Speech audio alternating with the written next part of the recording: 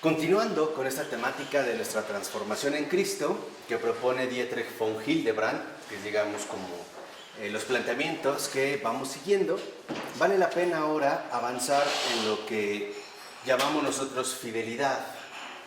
Y esta fidelidad, digamos que es como el punto en el cual nos vamos a concentrar. Esto que nosotros llamamos fidelidad, de acuerdo con las aportaciones que nos da Hildebrand, esta fidelidad también debe de ser, ante todo, comprendida a partir de la noción de continuidad.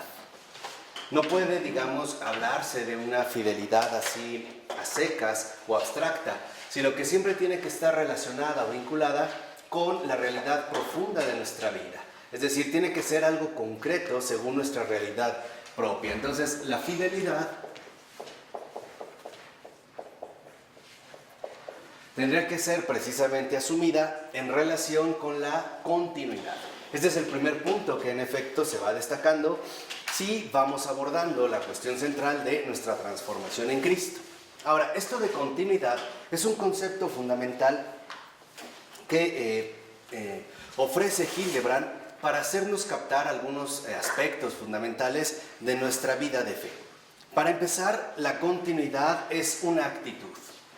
No es una mera secuencia temporal de sucesos que no tienen relación con algo. No, continuidad en cuanto tal es, en un primer momento, actitud.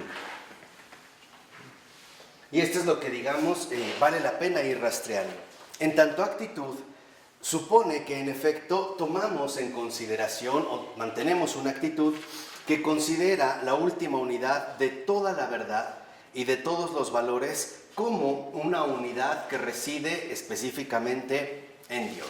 O sea, entendemos esta actitud como, digamos, una proyección hacia una unidad plena que reúne en sí misma la plenitud de la verdad y la plenitud, en este caso, de los valores. Y a esto, precisamente, ¿no?, es a lo que se le llamaría Dios. Entonces, en tanto continuidad, actitud significa que nosotros tenemos en consideración que Dios lo es absolutamente todo. Solo Dios es toda la verdad, toda la verdad. Y nosotros fijamos como actitud, fijamos toda nuestra orientación hacia Él. Entonces es una actitud hacia Él. Ahorita vamos a ir viendo el por qué es tan importante hablar de ello, como una actitud precisamente hacia Él, o sea, como plenitud. Porque Hildebrand considera que todas las auténticas verdades, por ejemplo, y todos los valores válidos cuyo resplandor nos ha iluminado, los tenemos que mantener en alto firmemente, sí. O sea, finalmente debemos de reconocer que estas autenticidades, tanto en la verdad como en el caso de los valores, no deben hundirse cuando ya no los tengamos presentes. O sea, tenemos que entender que si, por ejemplo, en un momento dado de nuestra vida fuimos capaces de acceder a una determinada verdad o a un determinado valor en particular, no por ello debemos de perder la continuidad. ¿Qué significa? Que si, por ejemplo, para nosotros en algún momento era benéfico beber leche y después de beber leche podemos tomar consomé o algo más consistente, no debemos suponer que entonces ya la leche no funciona o no sirve, quedó atrás. No. Debemos entender que fue un paso, un proceso a través del cual pudimos ir acercándonos cada vez más hacia esta plenitud. Esto es fundamental porque a veces suponemos que el estado en el cual nos encontramos es el único válido y el único definitivo. Y no es así. O sea, debemos entender que en esta actitud hacia Él hay avances. Y estos avances no deben ser, por ejemplo, descuidados, o no deben ser arrojados por la borda o simplemente no tomados en cuenta. No, o sea, en esta actitud hacia Él significa que en la continuidad nosotros sí contemplamos los avances. Vamos percibiendo estos avances. Por ejemplo, a lo mejor, ¿querías comentarlo? Por ejemplo, en algún momento para nosotros era importante utilizar una bicicleta con ruedas de apoyo, ¿no?, cuando vamos avanzando. Después ya pudimos hacerlo sin ruedas. Eso no significa que las ruedas no sirven. Significa que debemos de entender todo un proceso continuo precisamente la continuidad donde los avances son importantes. Cada avance es importante. El hecho de que nosotros captemos que cada avance es importante en una continuidad adecuada, entonces también nosotros asumiremos una actitud de enriquecimiento.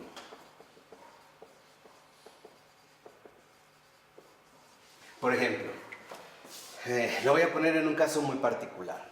Quizá podríamos suponer que la Biblia latinoamericana es una Biblia de fácil acceso y de fácil lectura. Pero probablemente llega un momento en el que podemos acceder a algo más técnico. Por ejemplo, no sé, la llamada Biblia de Jerusalén. Esto no significa que entonces la Biblia latinoamericana es una basura. No, significa que formó parte de una continuidad. Y que nosotros vamos apreciando, ¿no? Nos vamos enriqueciendo, vamos apreciando un avance continuo, un avance particular en todo nuestro crecimiento. En este sentido, vemos cómo una actitud hacia Él involucra una actitud de crecimiento.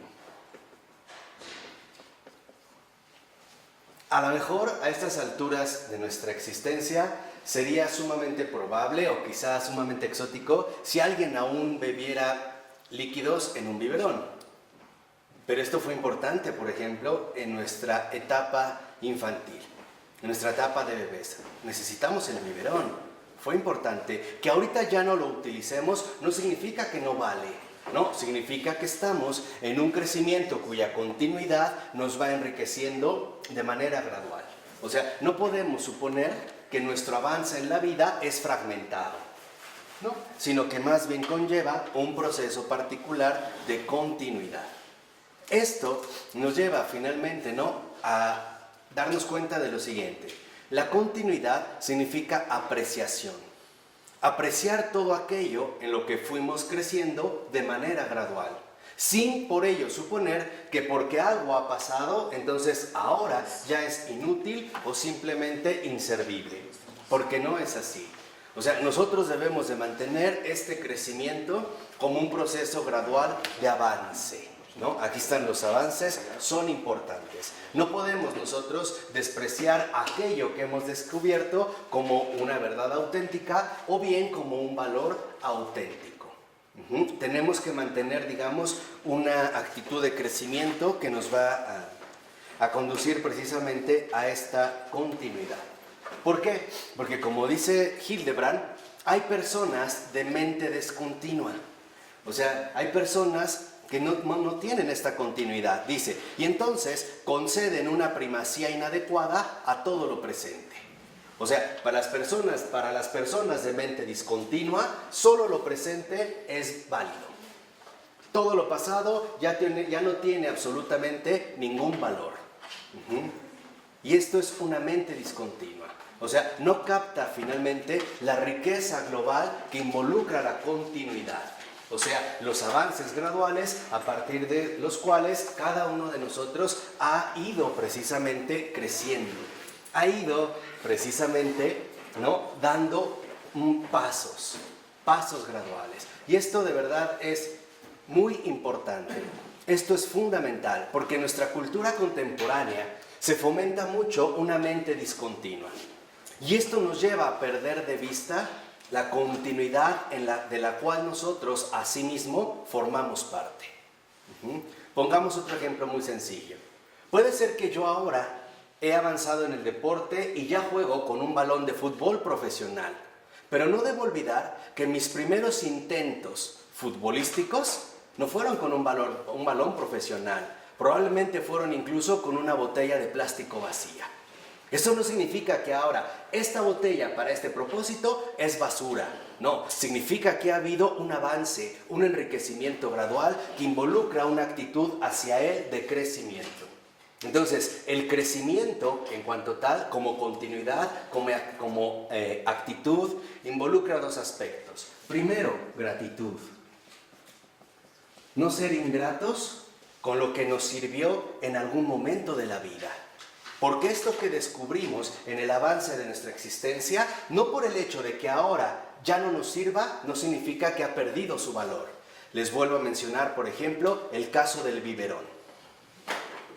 No porque ahora no tomemos biberón, significa que el biberón es algo inútil. No. Tenemos que entender como actitud el crecimiento a través del cual el Señor nos ha permitido acercarnos o irnos acercando gradualmente a Él. Entonces, tenemos que recuperar de nuevo la actitud de la continuidad, del crecimiento.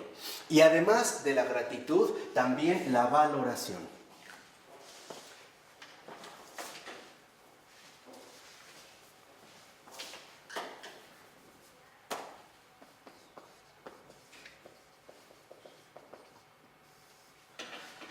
La valoración. O sea, valorar el papel que supuso la intervención o el uso de ciertos factores en un cierto momento. O sea, en pocas palabras, tenemos que valorar el recorrido pasado a través del cual hemos llegado aquí. Y el descubrimiento de las verdades o los valores que nosotros fuimos descubriendo a lo largo del camino. Porque esto es muy importante para no darle, como dice Hildebrand, una apreciación desproporcionada a todo lo presente. Esta es una mente discontinua. Aquellos que consideran que solo lo actual tiene validez. Y en este sentido rompen o se lleva a cabo una ruptura con la continuidad de la cual, de hecho, todos y cada uno de nosotros participa. Ejemplo. Hay personas que consideran a cierta edad que sus padres ya no son funcionales, que sus padres ya no sirven, que ahora ya pueden hacer las cosas por sí mismos. Y esto es un error, porque el descubrimiento, digamos, el enriquecimiento que nos permitía adquirir a través de la paternidad o de la maternidad formó parte de nuestro propio crecimiento. O por ponértelo en otros términos, nunca debemos pasar por alto cómo llegamos aquí, a este momento actual, a este momento presente. Cada uno de nosotros tiene un historial y ese historial no puede ser mandado a la basura así porque sí. Esa es la mente discontinua y por eso esas personas no pueden realmente poseer un auténtico crecimiento. Les ponía el otro ejemplo, por decir, al iniciar, se los vuelvo a repetir, ¿no? A andar en bicicleta necesitamos a lo mejor ruedas de apoyo, ¿no? Las rueditas que generalmente se ponen en la llanta de atrás. Ahora probablemente, si aprendimos a andar en bicicleta, ya no las vamos a necesitar, pero eso no significa que esas llantas no sirven o que esas llantas no tienen ningún valor. Sí lo tienen, pero quizá ya no para nosotros bajo estas peculiares circunstancias. ¿De acuerdo? Porque hoy en nuestra cultura se promueve la mente discontinua, es decir, la ingratitud y el desprecio. Lo voy a poner nada más en dos ejemplos muy concretos, uno material y otro personal. Hoy hay gente que considera que a lo mejor aprendió a escribir en una máquina de escribir mecánica y la posee y ahora la va a considerar como un objeto totalmente estéril. O sea, un objeto directamente, un objeto de basura, ¿no? Esto finalmente ¿a la qué? A la basura. Ese es en el caso material. Y en el caso humano, una persona que probablemente nos ayudó a un cierto crecimiento en nuestra vida, desde el lado positivo o negativo, por ejemplo, apoyándonos en algo o negativamente, haciéndonos sacar a la luz lo peor de nosotros y también forma parte de nuestra continuidad y después con la mano en la cintura la mandamos al carajo. Esa es una mente discontinua. Eso es no captar de manera global el proceso en el cual todos y cada uno de nosotros está inmerso. No suponer que porque algo ha quedado atrás, ya ha perdido finalmente su valor. ¿Cómo actúa Dios en este proceso? ¿Verlo todo o cómo? Claro. Ver lo que yo les decía, es la actitud hacia Él para ir comprobando cuál ha sido el crecimiento por el cual me ha logrado o ha permitido que llegue hasta aquí. Esto tiene que fomentar, por un lado, una auténtica actitud de gratitud, pero también de valoración.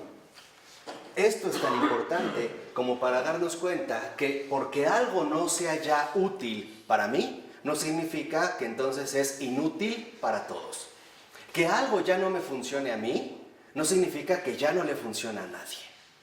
No podemos desvalorizar las cosas y los aspectos que son importantes en una determinada circunstancia a otras personas. Este es, digamos, como el complemento, porque si no, si nos convertimos en gente de mente discontinua, le vamos a dar una primacía únicamente a lo presente y olvidamos las impresiones más importantes y más valiosas a favor de la novedad de cada momento. Pongamos un ejemplo muy sencillo. Hay muchas veces en las que solemos nosotros percibir, ¿no? Entramos a la preparatoria, a la universidad, y de repente tal parece que nos cautiva un profesor. Pero en realidad lo que nos cautiva es la novedad, es decir, el momento presente en el cual estamos inmersos. Y olvidamos que para llegar ahí pasaron otros muchos profesores. Tuvieron que intervenir finalmente muchos otros factores. Y que quizá porque los vemos ya distantes o lejanos, tendemos a olvidarnos que todo ello, finalmente, lo que ha promovido en nosotros es una continuidad, es una valoración. Es realmente darnos cuenta cómo el Señor nos ha ido llevando a cada momento, dándonos lo que necesitábamos, es decir, lo que era valioso para nosotros en esa circunstancia. En esa circunstancia. Pongamos otro ejemplo quizá también muy visual. En algún momento, quizá alguno de nosotros necesitó andadera. Y esa andadera después se tiró. La vimos ahí y dijimos, no, pues esto ya es basura, no sirve. No, no es que no sirva, es que a ti ya no te sirve. A ti. No puedes asumirte como el centro fundamental de todos los valores. Que tú no uses andadera no significa que ya no sirve. Significa que para ti hay otro tipo de valores, hay otro tipo de verdades que has podido alcanzar. Pero no puedes desvalorizar todo lo demás, no a partir de ti mismo, no asumiéndote como el único centro de valoración. ¿Sí? ¿Vamos? ¿Sí?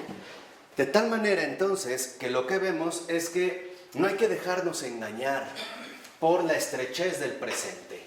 No hay que dejarnos seducir tan fácilmente por la novedad del momento presente. Por ejemplo, este es un caso que pone Hildebrand, ¿no?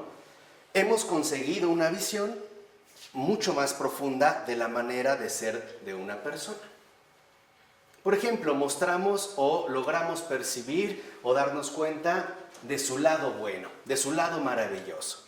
Conocimos un aspecto más profundo de esta persona. Dice, en un encuentro posterior, o sea, volvemos a ver a esta persona, pero finalmente descubrimos algo menos esencial, y lo cual a su vez nos lleva a adquirir una impresión distinta, ¿no? Como menos profunda, menos sustancial. Dice, si nosotros somos hombres con sentido de continuidad, es decir, si poseemos realmente esta actitud, no por ello me voy a reducir al momento presente, suponiendo que un mal gesto o una mala actitud en este momento hace perder todo lo pasado. Y esa es nuestra tendencia habitual. Por ejemplo, puede ser que una persona haya sido extremadamente bondadosa con nosotros, siempre, y por una vez, que no fue bondadosa, sino que a lo mejor fue tosca, ruda o hasta grosera, ahí nos quedamos en el tiempo presente y descalificamos todo lo valioso que habíamos visto en un momento. ¿Sí o no? ¿Por qué? Porque no tenemos la actitud adecuada. Es decir, porque no tenemos la actitud de continuidad. Entonces, es muy importante para que no nos dejemos desviar de esta manera, sino que entendamos, en último término, que a cada nueva impresión debemos darle el lugar que corresponde. No podemos reducirlo todo a un momento presente, a un instante, vamos a decirlo así, bastante reductivo. Tenemos que, en lugar de cerrar, tenemos que abrirnos y darnos cuenta de todo el crecimiento que está presente en la realidad de la vida. Dice, ahora, si nosotros somos gente con mente discontinua, lo que vamos a hacer es que vamos a valorar todo a partir de este presente. A partir de esta mala respuesta, esta mala contestación, todo lo valioso que se pudo haber dado antes se va al carajo. Lo perdemos de vista, ya no lo tomamos en cuenta. En cambio dice, si nosotros sí somos personas con mente continua, es decir, si poseemos realmente una actitud de continuidad, tenemos este sentido de continuidad, no nos dejamos perturbar por la nueva impresión. O sea, no nos dejamos impresionar desproporcionadamente por la novedad del momento, o sea, por la novedad del momento actual, de esta situación. Este es, digamos, un cambio de actitud fundamental que tenemos que ir adquiriendo o que tenemos que ir recuperando poco a poco. O sea, en pocas palabras, no debemos sucumbir al poder de la novedad actual. Esto es muy importante. O sea, esto nos va a ayudar a no sucumbir ante el poder de la novedad actual.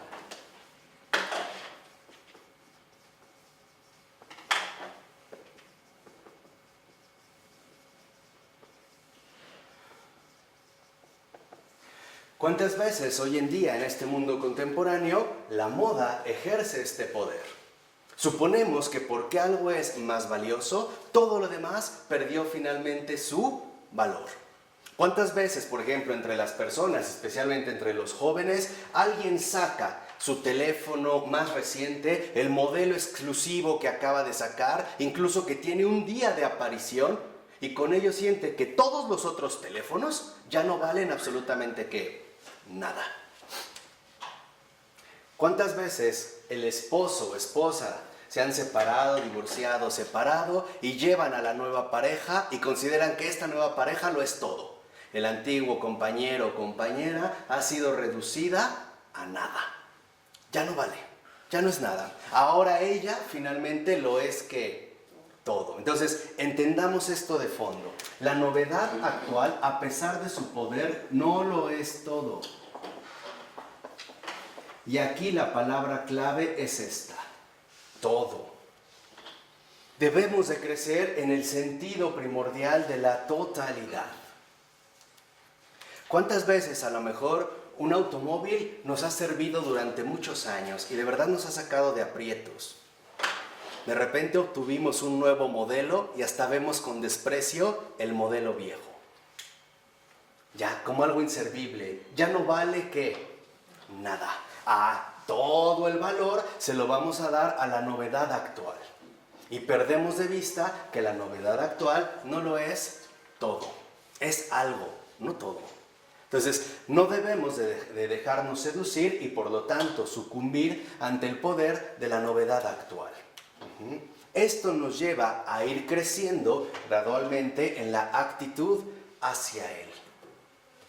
Mantener esta continuidad que nos va a permitir finalmente acceder a esto que llamamos fidelidad, que es finalmente lo más importante. Así pues, lo que hacemos es darnos cuenta de que la verdad nunca decae. La verdad no depende de la novedad. No depende del hecho de que algo destaque en un cierto momento, de que algo parezca sobresalir justo por su novedad. Hoy en día es muy fácil para nosotros y es una tentación muy sutil que algo nos resulta atractivo porque es nuevo, pero no nos cuestionamos si realmente es bueno o adecuado o mejor. Basta con que sea nuevo para considerar que por el hecho de que es nuevo necesariamente va a ser ¿qué? Mejor. Y no es así. Este es un razonamiento equivocado. ¿Por qué? Porque la verdad y los valores auténticos no poseen decadencia, no decaen. Entonces, los valores, por mucho que ahorita no encajen en nuestra circunstancia de vida, no por eso significa que han dejado tener valor. Porque no somos nosotros los que dan o aportan la medida del valor a las cosas, o a las personas, o a las realidades. Nosotros también debemos de darnos cuenta de todo aquello que formó parte, ¿no?, de mi recorrido, precisamente para poder llegar hasta aquí. Entonces, esto nos lleva a perseverar, a ser inquebrantables en la verdad. No lo es todo, la novedad actual. Ser inquebrantable en la verdad es no degradar la verdad a una mera novedad. Novedad y verdad no necesariamente coinciden. Les vuelvo a repetir, no porque algo sea nuevo, significa que ya por eso es completamente mejor. Este quizá es el error extraño de los hombres infieles, ¿no? Consideran que porque su amorío es nuevo, ya es mejor. Y sí, se sienten como renovados, ¿no? Se sienten hombres nuevos. En realidad ahí hay como un error de fondo. Entonces, necesitamos finalmente darnos cuenta que si la novedad actual no lo es todo, entonces tampoco podemos incurrir en la actitud contraria. Es decir, solo lo pasado es valioso, porque engendraremos una actitud desordenada de melancolía.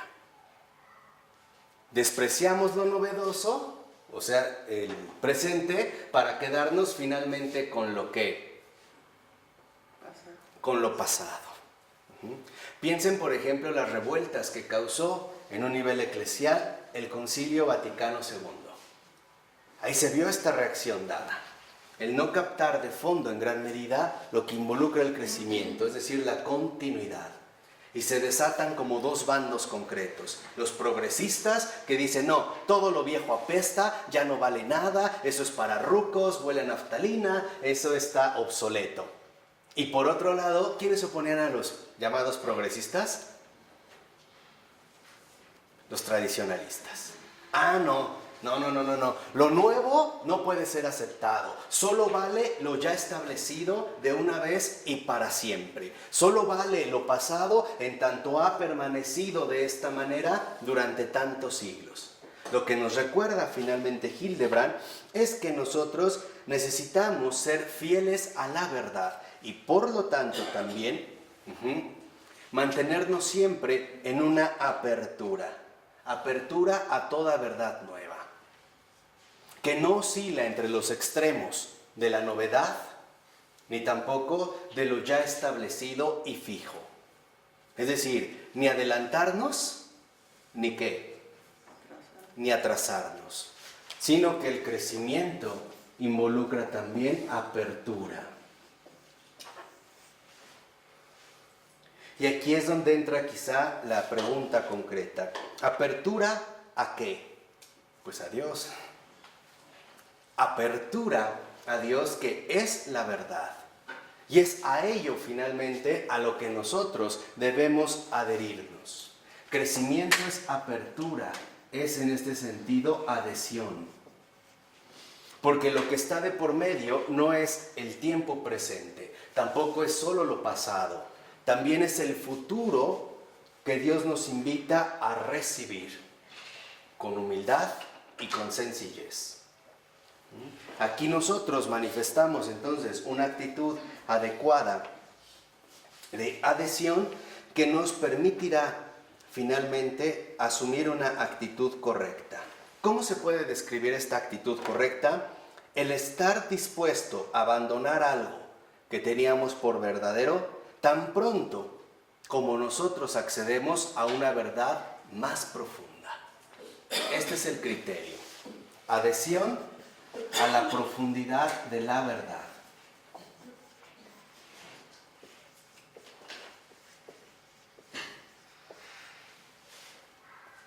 Puede ser que nosotros hemos mantenido unos determinados valores fijos, estables.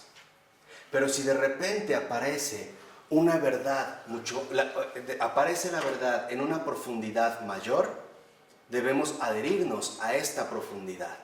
Porque lo que nos interesa es la verdad en sí misma, no los aspectos que a nosotros, por ejemplo, nos pueden resultar más agradables o menos agradables. No es lo que nosotros decidimos, es lo que nosotros seguimos, a lo que nosotros finalmente nos estamos adhiriendo, o por lo menos eso intentamos. Pongamos un ejemplo muy sencillo. Hay personas que se confiesan, y aquí también lo hago en referencia a mi muy querido amigo tocayo, padre abad superior Marco, donde a veces se confiesan y esperan como una penitencia terrible. Y el padre a lo mejor le dice, bueno, mira, tu penitencia es ir y tomarte una malteada y darle gracias a Dios de corazón, y se sienten hasta como ofendidos. No es lo que esperaban. No, no, eso no encaja con mis propios criterios. Eso es no tener continuidad. Eso es justamente apegarnos a nuestros propios criterios. ¿Por qué? Porque el ir avanzando en la profundidad de la verdad también involucra que nosotros estamos abiertos a lo que el Señor precisamente nos vaya proponiendo. Por ejemplo, pasar de la severidad a la misericordia. Que de hecho es el giro, ¿no?, que ahorita la Iglesia está dando. Precisamente con el anuncio de este jubileo extraordinario de la misericordia que este pasado 11 de abril el Papa Francisco ha declarado. Lean la bula. Lean la bula pontificia que ya ha entregado. Léanla, medítenla, de verdad, conózcanla, acérquense a ella, para que vean literalmente este giro hacia el cual ahora principalmente nos tenemos que dirigir. Es esta la adhesión. O sea, tenemos que aprender a crecer en profundidad, no mantenernos en la superficialidad. Por ejemplo, la superficialidad que arrastra de la novedad actual, muchas veces de manera precipitada, o la superficialidad que paraliza, que detiene, que endurece en una realidad pasada ya superada. Superada, vuelvo a repetir en este sentido, en profundidad. Aquí es cuando menciona Hildebrand que en realidad solo el hombre con sentido de continuidad es capaz de avanzar realmente en el conocimiento. O sea, mantener verdades anteriormente reconocidas y completarlas al mismo tiempo con verdades nuevas. Entonces, esta profundidad en la verdad significa, 1, recepción. 2, complementación.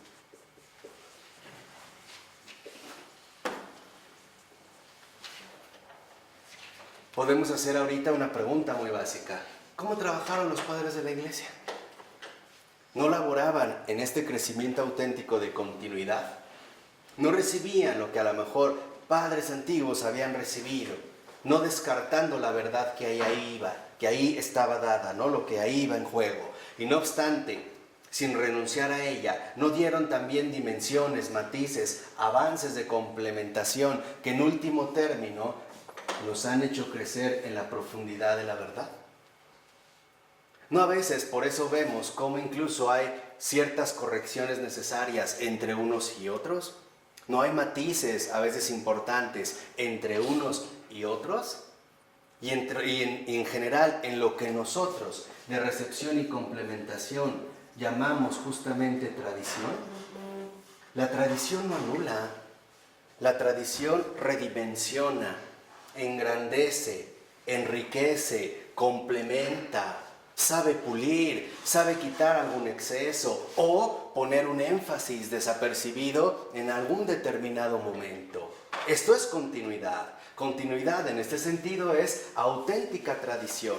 Y veremos que en efecto la tradición evangélica a la cual pertenecemos, la tradición cristiana, no es más que un movimiento constante de crecimiento. Es un movimiento constante de profundidad en la verdad.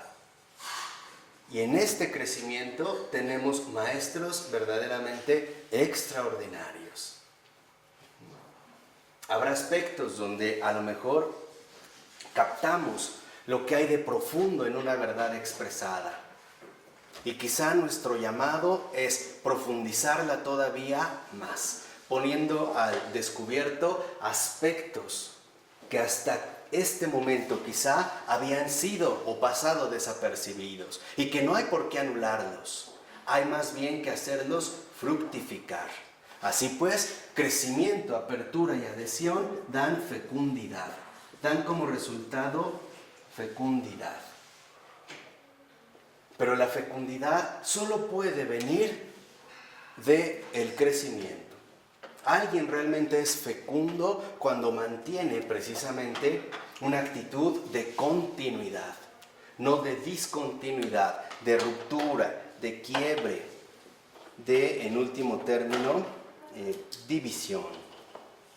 Así que entonces lo que vemos es que en efecto la fecundidad de la tradición en este sentido proviene de que no solo se da una amplitud en el conocimiento, sino que también se proyectan nuevas luces sobre la verdad conocida anteriormente, a partir de la verdad conocida actualmente. Hay algo que ya conocemos. Bueno, ¿bajo qué añadido nosotros la vamos a poder enriquecer? Precisamente para dirigirnos a la profundidad de la verdad. Porque en último término, la fecundidad, esta es la fidelidad. Sin fecundidad no hay fidelidad. ¿Se acuerdan de la parábola de los talentos? ¿Por qué el que no lo hace fructificar le dice siervo infiel? ¿Por qué? Si los tuvo. O sea, podríamos decir en este comparativo que el siervo ha recibido la ¿qué? La tradición. Pero ¿por qué el Señor le llama siervo inútil y además malo?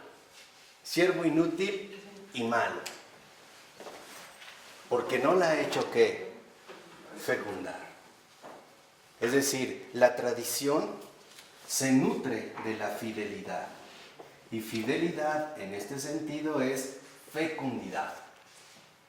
Es enriquecimiento. Así que si nosotros realmente formamos parte de esta tradición cristiana y realmente decimos estar adheridos a él, la pregunta es, ¿en qué hemos enriquecido esta tradición? ¿Qué nueva profundización hemos podido aportar a este crecimiento de continuidad? Dicho de otra manera, nuestra actualidad nos es dada para enriquecer lo anterior, para eso. ¿Se acuerdan que en una ocasión Pavel Florensky dijo Punto que de continuidad. sí, es hacer un punto de continuidad y que él resumía de manera muy concreta, ¿no? Y que ahorita quiero volver a traer aquí. Que Florensky decía que si no entregamos un mundo mejor del que recibimos, nuestra vida no sirvió para nada. Es estéril. Entonces, cuidado, porque este es un aspecto muy particular, muy peculiar. Sabemos ya, por ejemplo, que la palabra de Dios es palabra viva, no es palabra muerta. Hay muchos que se dedican a recibir la palabra de Dios de manera discontinua, es decir, sin fidelidad, sin fecundidad, sin crecimiento. No da fruto. No da fruto, no se le permite que realmente en mí opere una transfiguración fundamental para iluminar aspectos particulares de la verdad de estos tiempos. Dicho de otra manera, simple y sencillamente no estoy adherido, no estoy abierto a Dios. No me interesa lo que Dios quiere hacer en mí y a través de mí. No me interesa. Solo me interesa de fondo realizar en último término mis propios proyectos. O sea, quedar bien conmigo mismo. O sea, autocomplacerme. Esta continuidad, entonces, es la base fundamental de la fidelidad. Precisamente de la fidelidad a Dios.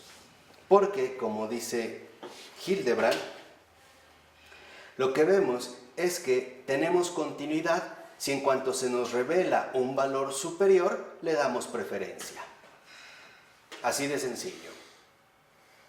No nos quedamos atorados en lo establecido, ni tampoco nos aceleramos por lo novedoso. No, simple y sencillamente nuestro criterio es siempre lo mejor. Lo que Dios en ese sentido va revelando como una profundidad auténtica en el crecimiento de la verdad. Esto es permanecer implícitamente fieles. O sea, siempre nos adherimos a lo superior y nunca por ello vamos a preferir lo inferior. Esto es lo que Florensky decía que es el paso auténtico en la fidelidad de las tinieblas a la luz y no de la luz a las ¿qué? Tinieblas. Si yo he tenido un paso fundamental hacia la Iglesia Católica, es decir, he pasado de las tinieblas a la luz, ¿por qué de la Iglesia Católica me voy a ir a cualquier secta o a cualquier postura que en realidad no es superior, sino que sería en este sentido mucho que inferior?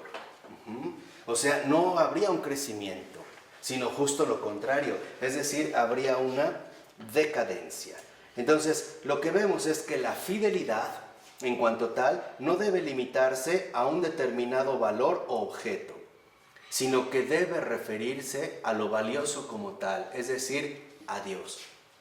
Nosotros no somos fieles a algo, somos fieles a alguien, a Él. Ahí está precisamente nuestra gran fidelidad.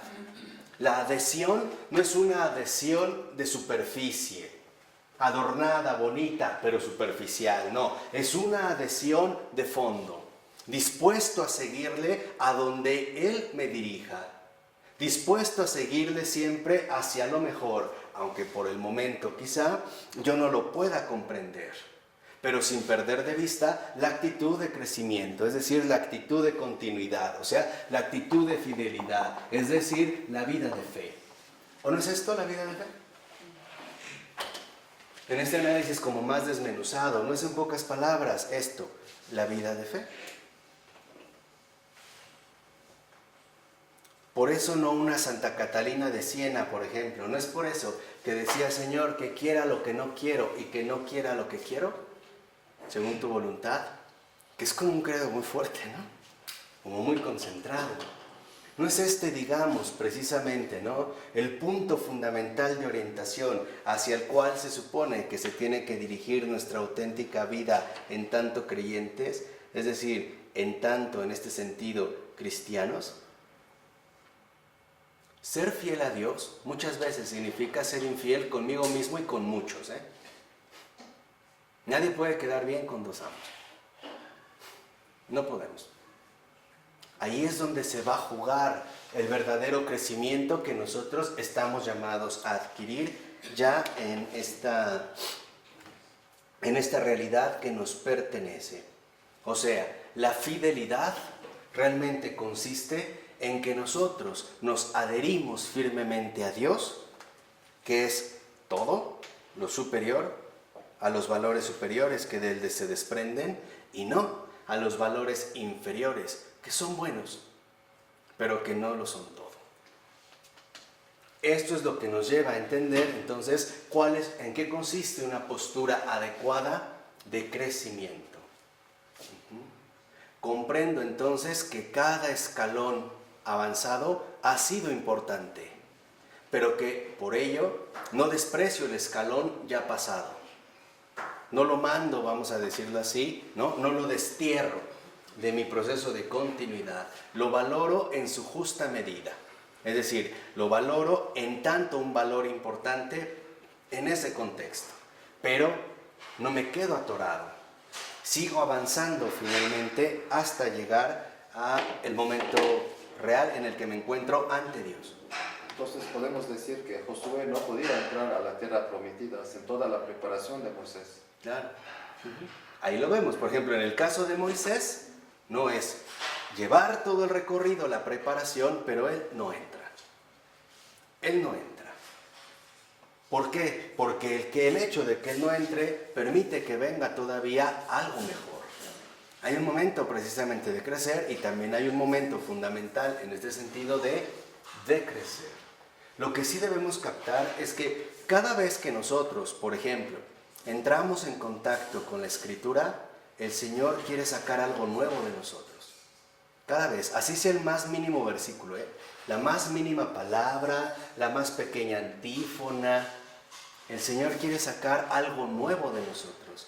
Y Él mismo nos los dijo: he aquí que vengo y hago todas las cosas nuevas. No dijo, he aquí que les traigo novedades. No dijo eso. El Señor no hace novedades. El Señor hace todas las cosas nuevas. Porque en último término, fecundidad y fe ¿no también es un camino de renovación?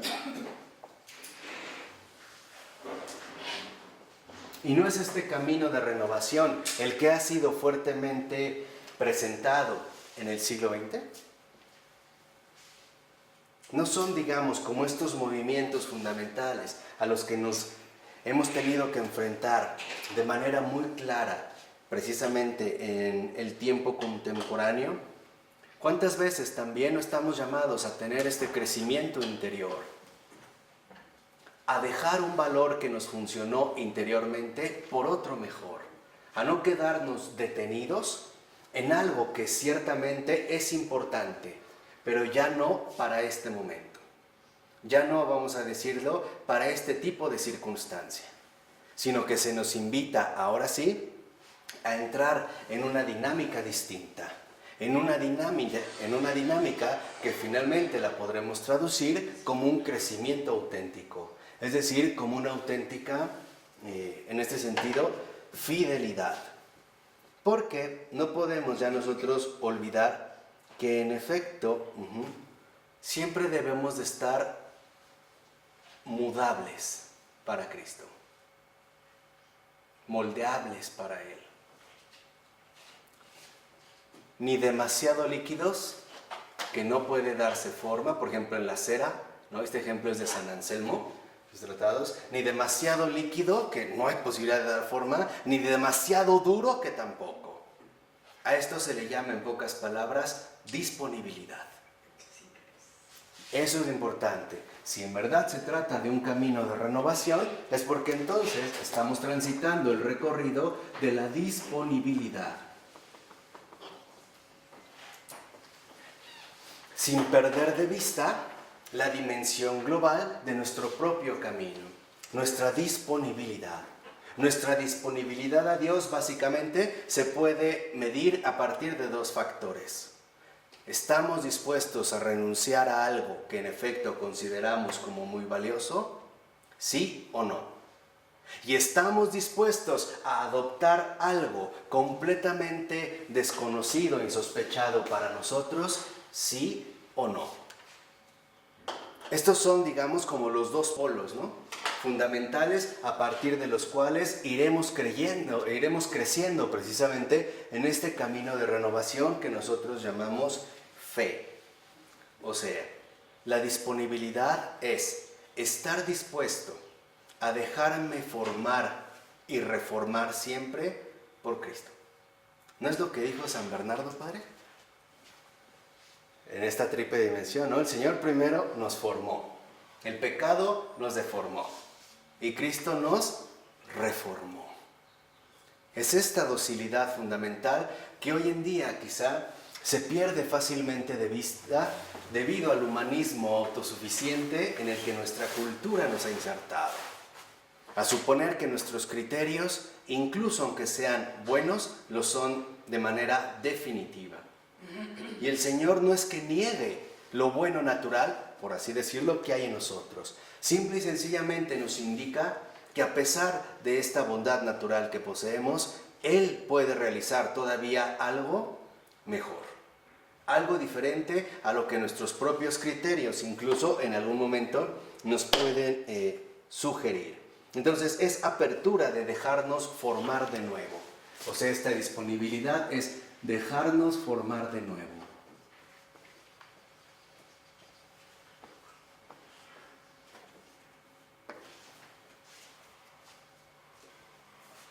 No es, si mal no recuerdo, lo que el Señor le dice al profeta Habacuc, cuando le dice, no, mira, lo que yo construyo, yo lo derribo, y lo que yo planto, yo lo arranco, y tú andas buscándote grandezas. Es este tipo de grandeza sobre el que nosotros no podemos dejarnos seducir, o al que no podemos finalmente quedar como atrapados. Porque aquí hay un aspecto importante de confusión con respecto a la fidelidad. Nosotros muchas veces somos fieles a lo ya dado, pero nada más. Nada más. No estamos dispuestos a crecer un poquito más. Ejemplo, a mí se me indicó limpiar el pizarrón. Claro, ya es lo dado. Bueno, limpio el pizarrón. Pero no me atrevo a limpiar algo más, por ejemplo la mesa, eso ya no. O simple y sencillamente lavar el trapo, no, ya no, ya no. O sea, yo me quedo limitado, en último término, a mi deber. Y aquí es lo que a veces nosotros no entendemos. La dimensión que en realidad nos debe mover no es el deber, es la caridad. Es a partir de la caridad que el deber se ordena. O dicho de otra forma, el deber se subordina a la caridad, no al revés. No la caridad finalmente al deber. Entonces, lo que esto supone es que reconocemos el nivel anterior en el que nos encontrábamos y no nos negamos al nivel nuevo al que el Señor quiere dirigirnos. No sé si se entiende. Por eso lo mencionamos al inicio, que es actitud hacia Él. Vamos alcanzando una docilidad que nos va a ser fundamental para crecer. Finalmente, para crecer hacia Él y para crecer también finalmente en Él. Es el permitir que el nivel anterior no me atrape, sino que esté siempre abierto a la continuidad, a la reformación que Él quiera darme. Que Él quiera finalmente en este sentido transmitirme. Así que entonces lo que vemos es que nos vemos siempre como transfigurados, es decir, nos vemos siempre como renovados bajo un nuevo orden, bajo una nueva, podríamos decir así también, indicación. Así que entonces la fidelidad a Jesucristo, como dice Hildebrand, se garantiza precisamente por dejarnos adentrar cada vez más en Él y por seguir su llamada ilimitadamente. Ahí es donde entra precisamente en gran medida el desafío de la fe. Porque nosotros, cuando ya estamos cómodamente instalados en un cierto hábito, empezamos a echar raíces, ¿no? que digamos, como que nos impiden a veces levantarnos con gran facilidad. Para nosotros la continuidad involucra finalmente repetición. Y eso no es continuidad. Continuidad no es repetir. Continuidad es renovar, es crecimiento, es renovación. Y este matiz es muy importante de no perder de vista precisamente para no seguir siendo infieles al propio Jesús. Es un dejarnos formar de nuevo ilimitadamente.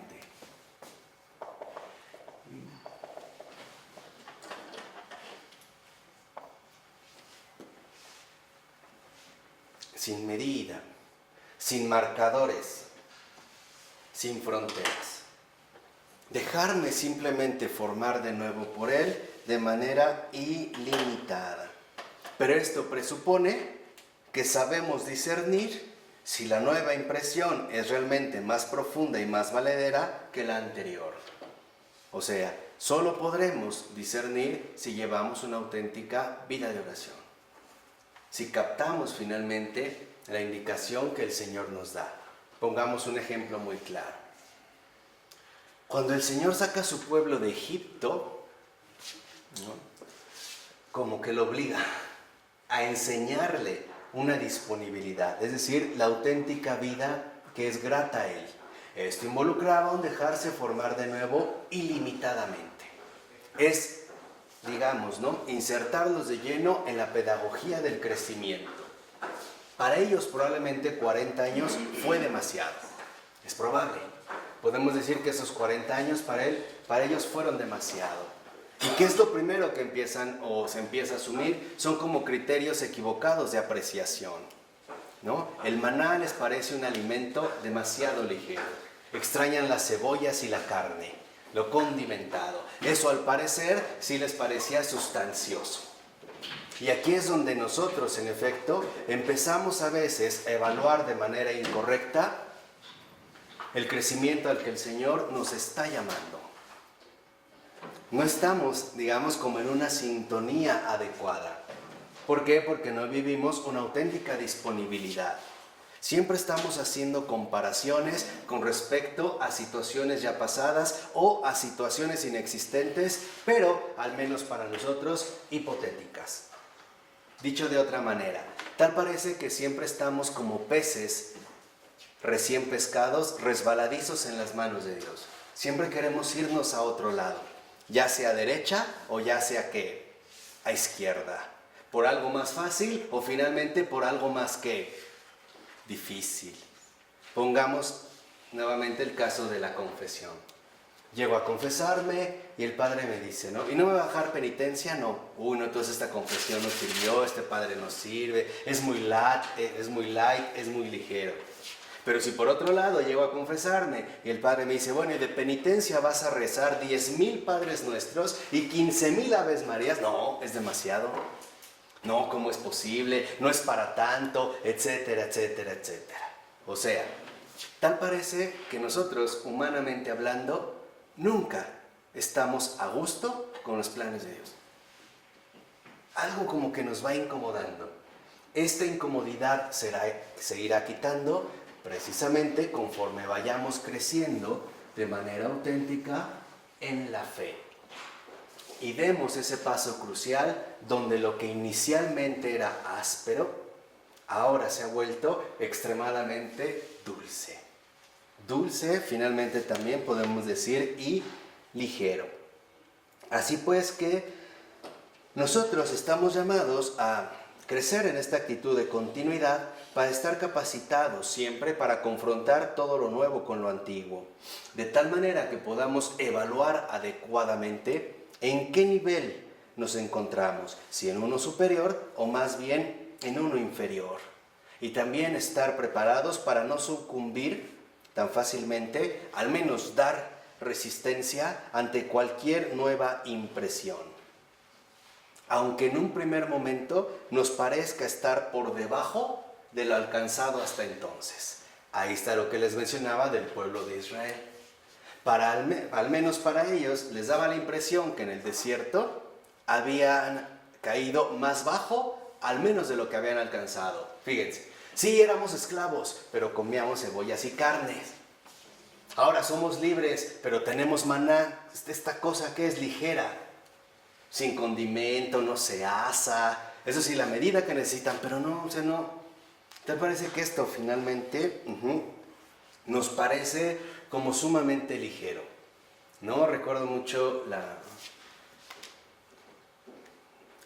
homilía del Papa Francisco en el miércoles de ceniza, donde decía que sí sentimos repugnancia y asco por el estilo de Dios. Nos repugna el estilo de Dios. O bien lo consideramos muy ligero, o bien lo consideramos demasiado ¿qué? Pesado. Siempre estamos oscilando, tambaleándonos. Gaby, ¿me puedes traer una bebida? Tambaleándonos como borrachos de un lado a otro, descentrados. Ok. Aquí nos podremos preguntar, bueno, ¿y no será que existe también una fidelidad hacia la propia personalidad que Dios en este sentido nos ha dado? O sea, podemos realmente, ¿no?, renunciar, en pocas palabras, a nuestra personalidad y a dejarnos perder así como así, a través, digamos, precisamente de esta disponibilidad que ahorita mencionábamos. La respuesta es no, porque en efecto la radical disposición a ser cambiado no incluye la renuncia a la peculiaridad de nuestro ser querida por Dios. Es decir, nosotros no vamos en un camino precisamente de pura anulación, sino que vamos más bien en un camino de transformación. Y esto es lo importante, esto es lo fundamental. Espérenme. Decíamos pues que si esto no sería algo que precisamente traicionara, digamos, nuestra propia realidad. Y lo que vemos aquí es que ciertamente no. Porque no es, el Señor lo que busca no es anularnos, dijimos, es transformarnos. Es en último término, en este sentido, transfigurarnos. Aquí es cuando debemos de reconocer que no todos los caminos son convenientes para todos los hombres. El Señor atiende personalmente la realidad de cada uno de nosotros. De ahí pues que entonces lo que realmente busca el Señor en nosotros no es aniquilación, es perfección. Y este es precisamente ¿no?, como la dinámica fundamental de la continuidad, es decir, el perfeccionamiento. A este sentido, dice Hildebrand, deberíamos de tomar en cuenta dos aspectos comunes en el carácter naturalmente humano. Primero, personas que tienden a abandonarse interiormente. Dice, no son soberbios, es cierto, pero tampoco tienen ímpetu interior frente a lo mejor que llevan dentro. ¿No? O sea, simplemente se vuelven en ese sentido resignados. Son aquellas personas, dice, para quienes, por ejemplo, los santos no los alientan en nada. Y al contrario, se hunden en la resignación. Dicen, por ejemplo, no, yo no tengo vocación para eso es muy elevado. Yo soy poca cosa, yo soy un miserable, un simple gusano de la tierra. Y ya, no se quedan ahí como instalados en la resignación. Dice, en realidad, aquí lo que hacemos es negar los talentos que hemos recibido, que son precisamente los rasgos particulares de nuestra personalidad. O sea, los que se abandonan interiormente se rebajan cuanto pueden. Y esto no es adecuado. El otro aspecto son los que no carecen de cierto ímpetu, pero no reconocen sus propios límites. O sea, estarían los hundidos que dicen, no, pues yo para eso no sirvo, eso no es para mí. Y estarían también en este sentido, por decirlo de esta manera, los exaltados, los que no reconocen sus límites y por lo tanto se enaltecen convulsivamente. Por ejemplo, dice Hildebrand, cuando se habla de algo espiritual que le impresiona, él mismo interviene como si fuese el más competente en la materia. O sea, quiere tener siempre impresiones profundas como los demás y ser tan espiritual o incluso tan religioso como ellos. Y se eleva a una realidad que ciertamente no ha alcanzado y que, si somos sinceros, nunca va a alcanzar. O sea, hay quien está por debajo de sí mismo y hay quienes se quieren colocar por encima de sí mismos. Otra vez, resbaladizos, ¿no? O por debajo, ¿o qué? O por encima. Dice, en último término, ellos no se hunden en la resignación, sino que escalan en el orgullo. En último término, en la soberbia. Dice, no. El hombre normal es aquel que reconoce su realidad y que sus flaquezas, sean del tipo que sea, incluso espirituales, ni lo cohíben ni lo deprimen. O sea, ni lo hunden ni lo ¿qué? Ni lo exaltan. Dice, por ejemplo, no se abandonan, no se resignan, ni tampoco se contenta con las posibilidades más bajas de su ser. Como aquel que dice, no, pues yo soy pecador y siempre seré así, ¿no? Un miserable que, pues bueno, nunca podrá hacer nada más, etc. Ni tampoco se elevan artificialmente hacia una imagen básicamente idealizada. No. Dice, más bien tenemos que entender que a lo que nosotros tenemos que ser fieles es precisamente a Dios y a la continuidad que Él nos va proponiendo. Así pues, entenderemos que la fidelidad que se nos pide es la fidelidad a la verdad. Una verdad que, como nosotros ya sabemos, está dada en Jesucristo. Pero para dar este paso necesitamos avanzar en un aspecto fundamental y es el conocimiento de uno mismo. Y este es el otro factor con el cual terminaremos la exposición de hoy. El conocimiento de uno mismo.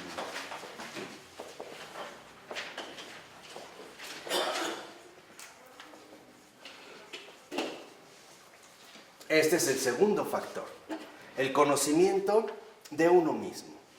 Dice, finalmente, existe un verdadero conocimiento de sí mismo. ¿Y qué es dicho sea de paso, el supuesto de toda santificación? Pero hay un conocimiento falso e infecundo de sí mismo, que en realidad está basado en la actitud egocéntrica. Entonces podríamos decir que a grandes rasgos hay un conocimiento de sí mismo fecundo o sea, santificador. Y hay un conocimiento infecundo, un conocimiento de sí mismo infecundo, es decir, egocéntrico.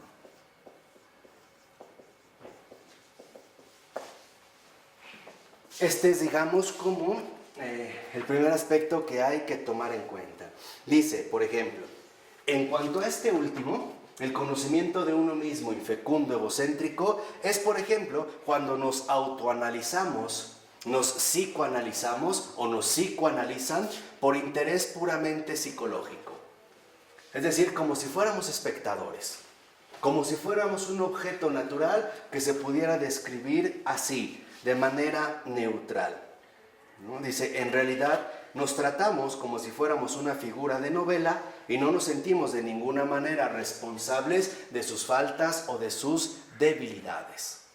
¿Qué quiere decir? Que el conocimiento de uno mismo infecundo, egocéntrico, es, por ejemplo, cuando nosotros queremos avanzar en este conocimiento de manera neutral.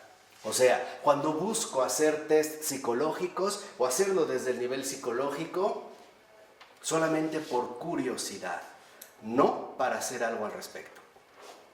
O sea, solamente como una mera descripción interesante, sí, pero neutral, sin compromiso. Es vanidad, ¿no? Claro, ese es el egocentrismo. O sea, en ese sentido sería justamente la vanidad.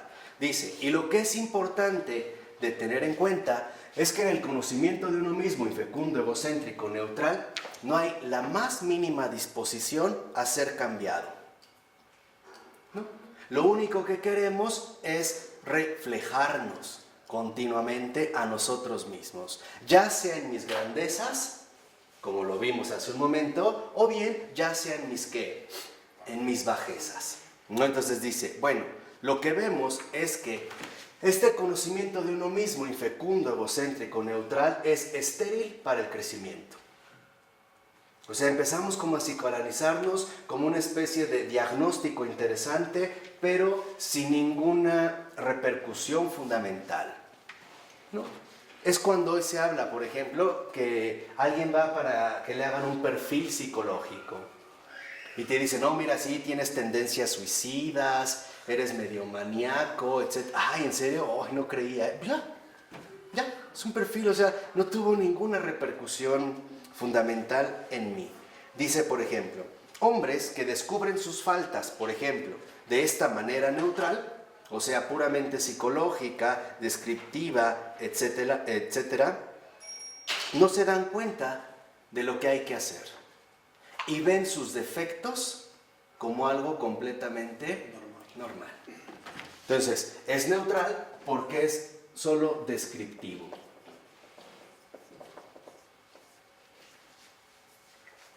Por el contrario, el conocimiento de uno mismo, auténtico, lo que vemos en último término es que nos hace ir finalmente al fondo de las cosas. Nos hace llegar realmente al fondo de la cuestión. ¿Qué quiere decir? Que el conocimiento de uno mismo, fecundo, santificador, auténtico, es porque, en efecto, lo que vemos es lo siguiente. Es mantenernos cara a cara frente a Dios. Es un llamado a la perfección, ¿no? Claro. Y este llamado pasa por un interrogante. Preguntarle a Dios, ¿quién eres tú? ¿Quién soy yo? ¿Por qué? Porque lo que hay, fíjense, y este es como el aspecto importante, es que en este conocimiento de uno mismo, fecundo, santificador, lo que hay en verdad es una voluntad de comunión. ¿Y esto qué involucra? El reconocimiento de todo aquello que no me permite entrar en una comunión profunda con Dios mismo. En este caso podríamos decir a grandes rasgos nuestros pecados. Y que no solo quiero conocer mis pecados, quiero que estos pecados sean superados. Quiero eliminar cualquier obstáculo que me impide alcanzar esta comunión que no solo desea mi corazón, sino que también Dios mismo desea y desea mucho más que yo, mucho más fervientemente que yo. Yo no soy, vuelvo a insistir, la medida del amor.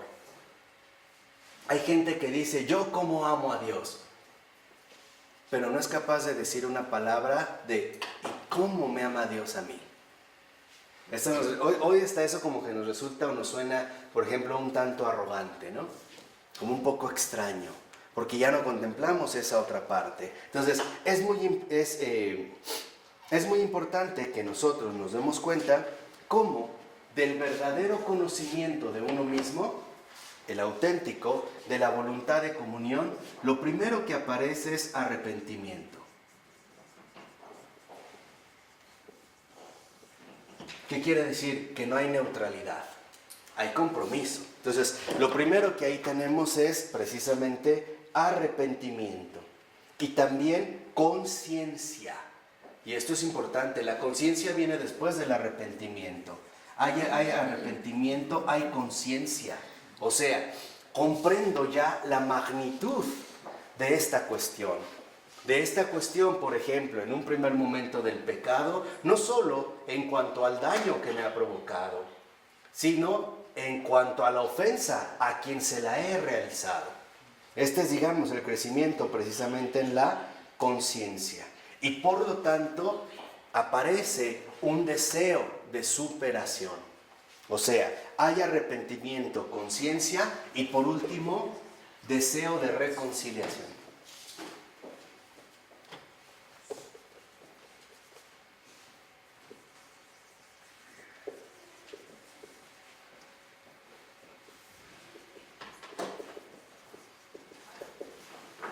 Aquí, en el conocimiento de uno mismo neutral, no hay nada de esto, pues yo ya vi que esto salió, que es como un diagnóstico, nada más.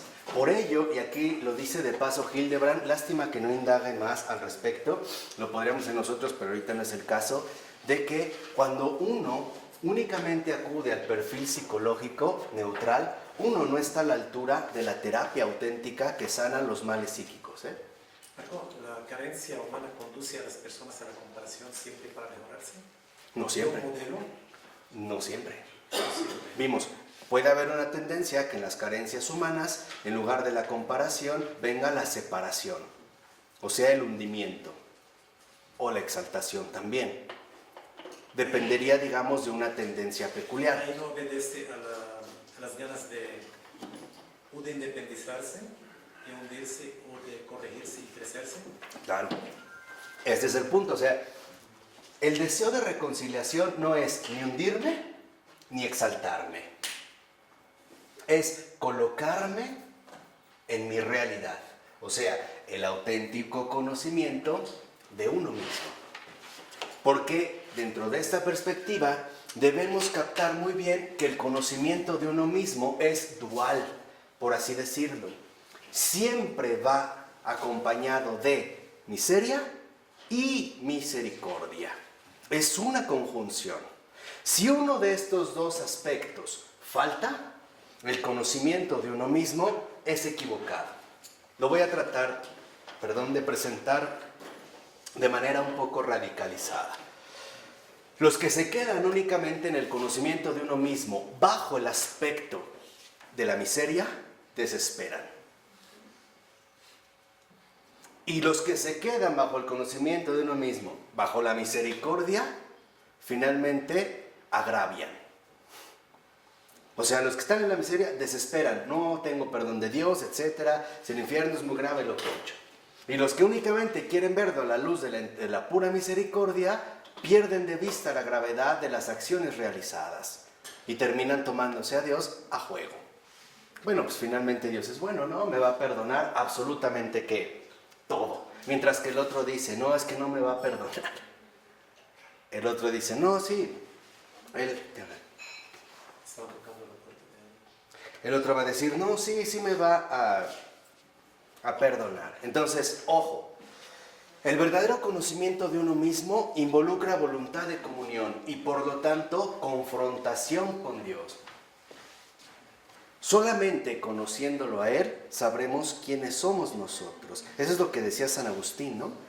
Si pudiese conocerte a ti, entonces me conocería a mí. Entonces, aquí lo que debemos ver es que debemos darnos cuenta de nuestra vocación. ¿Cuál es esta vocación?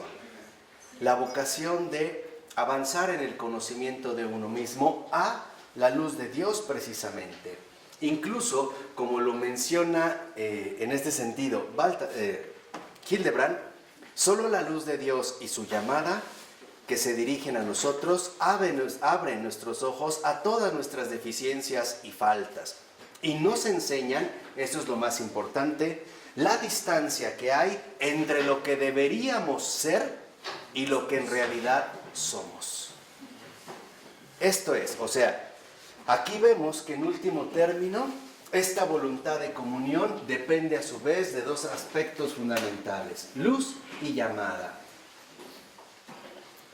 La luz que me muestra sin engaño lo que verdaderamente soy y la llamada a la vocación a la que el Señor me va a dirigir. Lo que el Señor en este sentido me diría a través del arrepentimiento, la conciencia y el deseo de reconciliación es: mira, tú eres esto, pero aún no llegas a ser lo que yo espero de ti, lo que yo finalmente me propongo de ti. Entonces hay que buscar siempre, ¿no?, con toda honestidad, con toda integridad, el hecho de que hay una distancia muy grande entre lo que somos y lo que deberíamos ser. O sea, esta luz y una llamada genera, por una parte, una gran expectativa.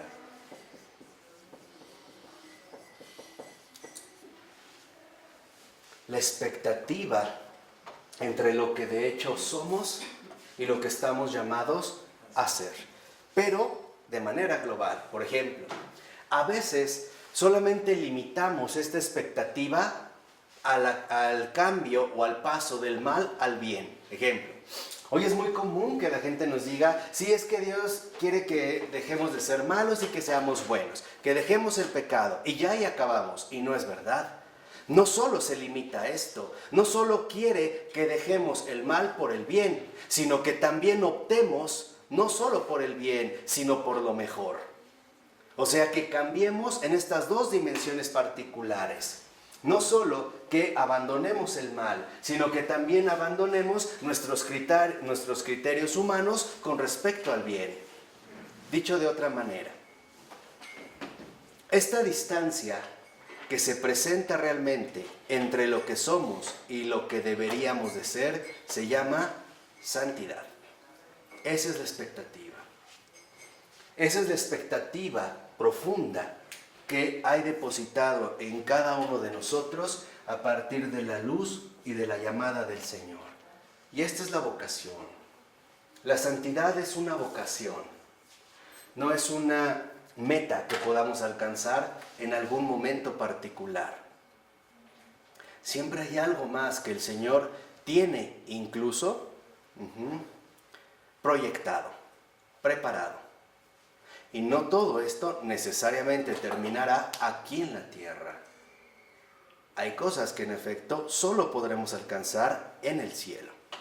Así como hay bienes espirituales que nos da no para ahora, para después, para allá, para irnos preparando también en último término hacia la vida eterna.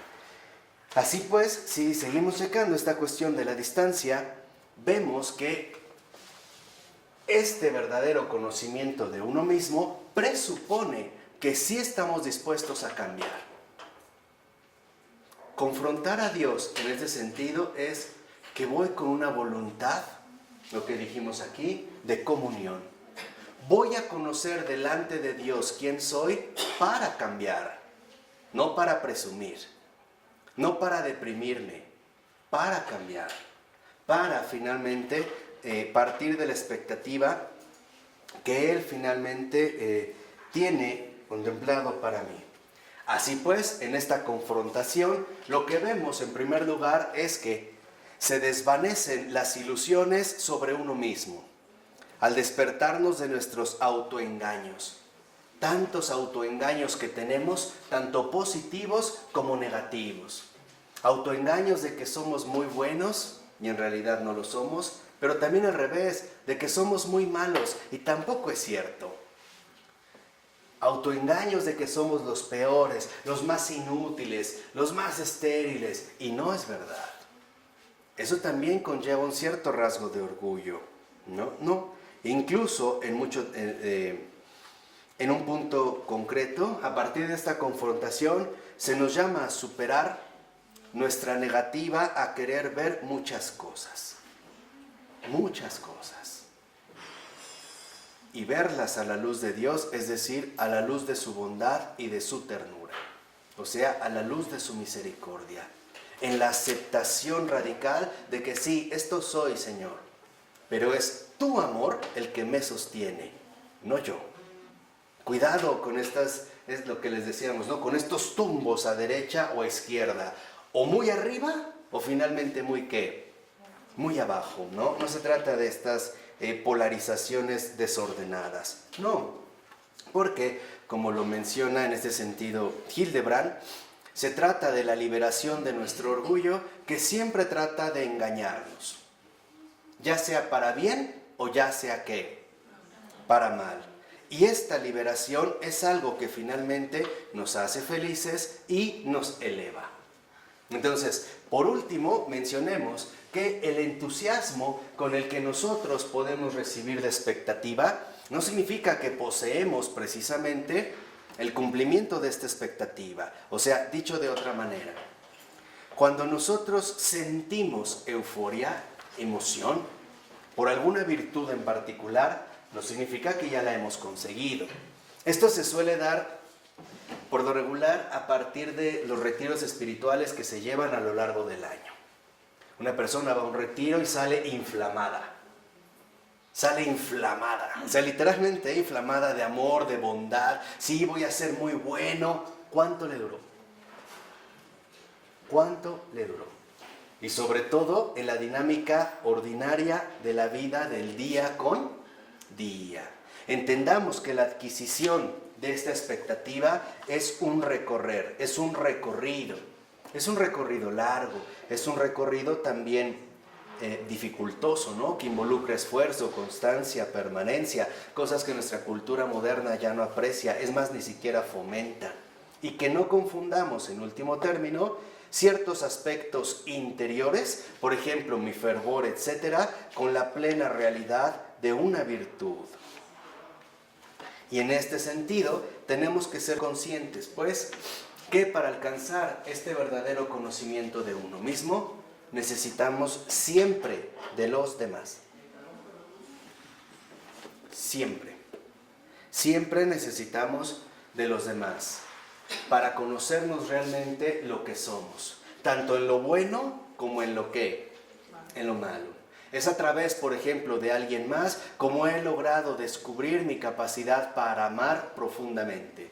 Pero también es a partir de alguien más como he alcanzado a darme cuenta de mi capacidad de odiar profundamente. Siempre en relación con alguien más. Por eso menciona que no debemos nosotros, en este sentido, descartar en lo que los demás nos van ayudando. Y aquí, finalmente, desarrollar este afán de conocernos como somos de verdad. Y conocernos como somos de verdad significa conocernos tal y como Dios nos ama. Conocimiento y amor coinciden. Conocimiento y amor se funden en una vocación que cada uno de nosotros está llamado a descubrir, a disfrutar y a compartir. Pues que así sea, ¿no? En el Padre, del Hijo y del Espíritu Santo. Amén.